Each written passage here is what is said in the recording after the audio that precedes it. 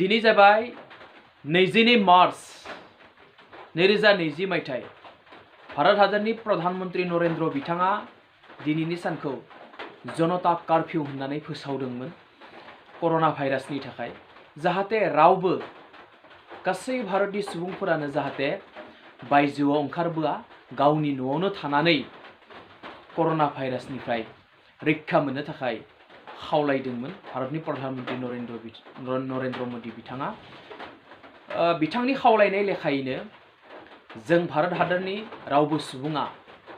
दिनै ओंखाराखै गासैबो बे खावलायनायखौ जों मानिनांगोन मानो होनोब्ला कर'ना भाइरासआ गासै बुहुमावनो मोनसे जोबोर गिख्रंथावना महर लाबाय चाइनायाव 3,000निबो बांसिन सुबुंफोरा थैबाय इटालियाव 4,000निबो बांसिन सुबुंफोरा थैबाय जोंनि भारत हादराव साब्रैल'सो सुबुङा थैबाय आरो 300निबो एसे बाराया बे बेमाराव भुगिगासिनो दङ जाहाथे बे गिख्रंथाव महर लाया बेनिखायनो जोङो साबधान जाना थानाया मोजां जों बबे जायगायाव थांनाङा नैबे दाबायदि समाव जेरावनाखि मानसि बुरजा थायो जेरैबायदि बाजार रेल स्टेशन एयारपर्ट बबेबा पाब्लिक मिटिं बेफोरनिफ्राय जोङो जानगार जानानै थानाया मोजां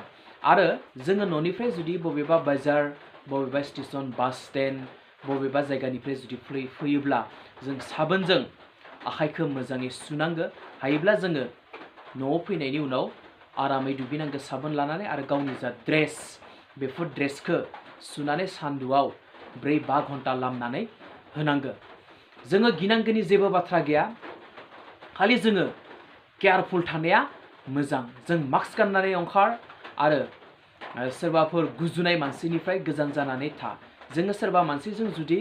रायज्लायोब्ला 1 मिटार गोजानाव थानानै रायज्लाय हेन्डसेट लानो नाङा बेफोरबायदि खायसे खामानिखौ जों मावनांगोन आरो आखाइखौ साबोनजों जोबोर मोजाङै सुनाया जोंनि थाखाय जोबोर मोजां जोङो बे कर'ना भाइरासनिफ्राय साबधान जाना थानायानो बयनिख्रुइबो गिदिरसिन मेडिसिन होननानै बुंगासिनो दङ दिनै इटालियाव मानो 4,000निबो बांसिन मानसिफ्रा थैनो गोनां जाखो मानो होनोब्ला बिथांमोना बे भाइरासखौ गिबियाव गुरुत्त होआखैमोन जेरैबायदिहाय जोंनि भारत हादरा दा कर'ना भाइरास फैनायनि सिगांनिफ्रायनो जोबोर गुरुत्त होगासिनो दङ भारत सरकार आसाम सरकार आरो जोंनि सुबुंफोरखौबो मानिनांगोन जोङो बेनिफ्राय जोङो साबधान जानानै थागासिनो दङ जे बेमार फैनायनि सिगांनो इटालिया जेबो गुरुत्त होआखैमोन केयारफुल केयार खालामाखैमोन गावखौनो बाद हो इफोरबायदिमोन बेनिखायनो बिथांमोना दिनै बेनि फिथाइखौ मोन्दों बेनिखायनो जों बर' रायजो राजाजों लोगोसे गासैबो रायजो राजाफोरा बे कर'ना भाइरासनिफ्राय रैखा मोननो थाखाय जों साबधान जाना थानाया मोजां गोबां मानसि थानाय जायगायाव दा थां प्लिज साबोनजों आखाइखौ सुबाय था दसे समनि उनैनो अर्थात नोंथाङा जुदि बाजाराव थांबाय बबेबा बास स्टेन्डआव थांबाय बबेबा रेल स्टेशनाव थांबाय थांनानै फैयोब्ला ड्रेसफोरखौबो सुनानै हो बिराद साबधान जानानै थानांगोन बेनि मेडिसिन आमेरिकाया होनदों मेलेरिया बेमारनि मेडिसिनजों हामो होनना जोंनि भारत हादरा होनदों एड्स बेमारनि जा मेडिसिन बे मेडिसिनजों फाहामगासिनो दङ होननानै बुंदों 300निबो बांसिन जोंनि भारत हादराव जाबाय बे बेमार साग्लोबगासिनो दङ बर्तमान जोंनि आसाम रायजोआव बेयो फैथ'वाखै मैया मोनसे दावराव जादोंमोन जरहाटआव सासे उन्दै गथ'आ फार्स्टआव कर'ना भाइरास जाबाय होननानै बेखौ फोसावनाय जादोंमोन पजिटिभ मोन्दोंमोन लास्टआव गुबुन मोनसे हस्पिटालाव जेब्लानाखि लास्ट टेस्ट खालामबाय सेकेन्ड टेस्ट बे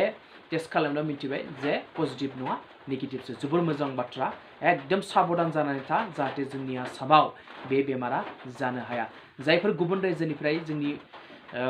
आसामनिफ्राय मानसिफोरा गुबुन रायजोआव खामानि मावनो थांनानै दा फैगासिनो दङ बिथांमोना जाहाथे गिबियावनो टेस्ट खालामग्रोयो बिथांमोना न'आव सफैनायनि उनाव जाहाथे मोजाङै साफा सुफा दुगैनानै न'आव हाबो आं बेखौनो गुरै खावलायो गोबां जोंनि बर' रायजो राजाफोराबो गुबुन रायजोफोराव खामानि मावनो थांनाय दङ बिथांमोना जोबोर साबधान जानानै न'आव हाबनाया मोजां टेस्ट खालामजानाया मोजां मानो होनब्ला बाहेरा रायजोआव एसे बारा जादों बे जेरै केरेला दिल्ली गुबुन गुबुन रायजोफोराव बे जागासिनो दङ। एकदम जनता कार्फ्यूखौ जों फालिथारदिनि 22 मार्च 2020 मायथाइ बेनिफ्राय जोङो गोबां सेफ जानानै थानो हागोन। सोरबाफोर जुदि आंनि बड'लेण्ड एकाडेमि इउटुब चेनेलखौ साबस्क्राइब खालामोब्ला साबस्क्राइब खालाम, लाइक खालाम, शेयार खालाम आरो